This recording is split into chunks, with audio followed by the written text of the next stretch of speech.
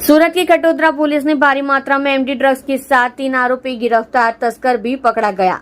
सूरत में no drugs इन city अभियान चल रहा है। फिर कटोदरा पुलिस ने फिल्मी अंदाज में एमडी ड्रग्स के साथ 3 लोगों को गिरफ्तार किया है। 2 आरोपी मोपेड पर एमडी ड्रग्स लेकर पुरानी सब जेल के पास से गुजर रहे थे।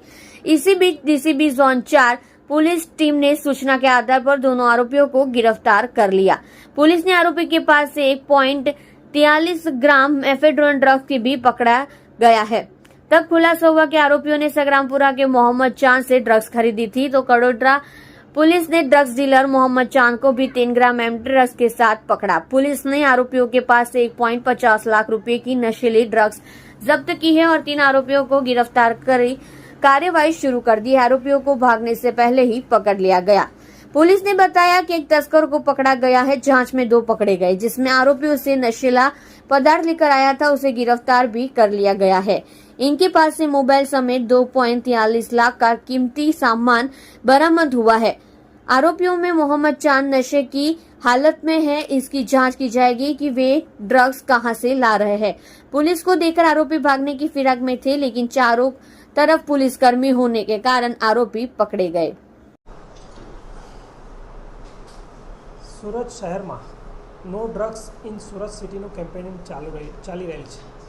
सूरत शहरना नवनियुक्त पुलिस कमिश्नर श्री गहलोत साहेबनी सूचना मुजब सूरत में ज्યાં જ્યાં પણ ड्रग्स के ड्रग्स पेडलर के ड्रग्सनी कोईपण गैरकायदेसरनी जे प्रवृत्ति थाय छे ते माटे वॉच करवा अमने मोटिवेट करेला, जेना भागरूपे झोन 4 श्री विजयसिंह गुर्जर साहेबना स्ट्राइकिंग फोर्सना तथा एलसीबीना माणसोए जग्याए सबजेलनी गलीमां वॉच करता एक पेडलर 1.43 ग्राम ड्रग्स साथे पकड़ाયેલ છે, જેની કિંમત 14,300 છે। ત્યારબાદ તે ઇન્વેસ્ટિગેશનમાં વધારે આગળ વધતા તૌસીફ ખાન નામનો આરોપી પકડાયેલો અને તેની સાથે અબ્દુલ રહેમાન નામનો આરોપી પકડાયો। તે લોકો જ્યાંથી ડ્રગ લાવેલા હતા તેમાં મોહમ્મદ ચાંદ ઉર્ફે મોહમ્મદ અબીદનું નામ ખુલતા તેને પણ ગઈ રાતે પકડવામાં આવેલો હતો, જેમાં તેની પાસેથી 3.43 ગ્રામ એમડી પકડવામાં આવેલી, જેની બંનેની કુલ કિંમત અંદાજિત 50,000 રૂપિયા થાય છે। આ ઉપરાંત 4 મોબાઈલ, રોકડ તેમજ વ્હીકલ ને કબજે કરતા કુલ 2,37,690નો મુદ્દામાલ કબજે કરેલ છે અને એનડીપીએસ એક્ટ મુજબ પીઆઈ ખટોદરાએ આગળની તપાસ હાથ ધરેલ છે અને તેઓ વિરુદ્ધ કાયદેસરની કાર્યવાહી કરવામાં આવેલ છે। આરોપીઓ કેટલા સમયથી આ ડ્રગ્સનો ધંધો કરતા હતા, ક્યાંથી લાવતા હતા, કેવી રીતે વેચાણ કરતા હતા?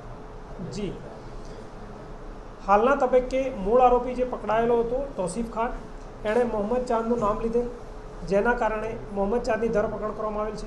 મોહમ્મદ ચાંદ અત્યારે પોતે નશા કરેલી હાલતમાં હોય તેની વિગતે પૂછપરછ ચાલુ છે અને આવનાર સમયમાં તેઓ ક્યાંથી લાવતા હતા અને શું કેવી રીતે નેટવર્ક ચલાવતા હતા તે બાબતે પોલીસની તપાસ ચાલુ છે।